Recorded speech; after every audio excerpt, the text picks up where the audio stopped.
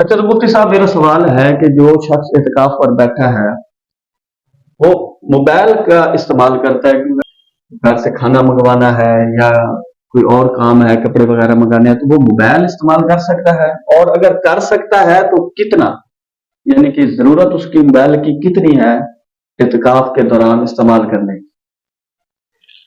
دیکھیے جی، اعتکاف میں جو موبائل کا استعمال ہے وہ ضرور کریں جی اب مثال کے طور پہ کھانا منگوانا، جی ظاہر ہے کھانا کو لانے والا نہیں ہے یا گھر والے سوئے ہوئے ہیں اور ظاہر ہے شہری کا ٹائم چاہ رہا ہے تو ٹھیک ہے بھائی، فون کر کے انہیں کہہ دے کہ جی مجھے کھانا بھیج دے۔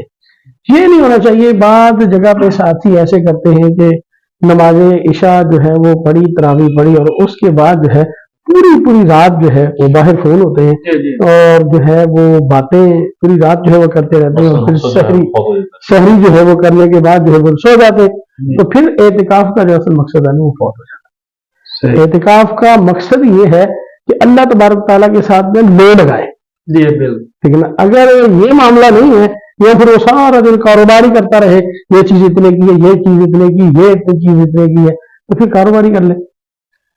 یعنی کہ کوئی ایک دکاندار بیٹھا ہے تو وہ اپنی دکان کی معلومات نہیں لے سکتا؟ نہیں، ضرور کر۔ بات یہ ہے کہ بعض چیزیں ایسی ہوتی ہیں کہ وہ انہوں نے جو ہے وہ پوچھنی ہے، ضروری پوچھنی ہے۔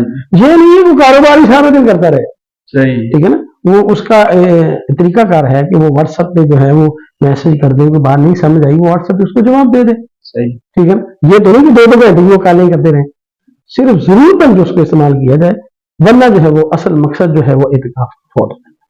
صحیح، یعنی کہ جو یہ لمبی کالیں کرتے ہیں گھنٹہ 2 گھنٹے کی، یا ٹائم پاس نہیں ہو رہا جی ہم نے کال ملا لی ہے، تو اعتکاف حاصل ہو جاتا ہے، مقصد فوت ہو جاتے ہیں، 2 الگ چیزیں ہیں۔ جی دیکھیں جی، مقصد فوت ہو گیا تو پھر جو حاصل تو کچھ نہ ہوا۔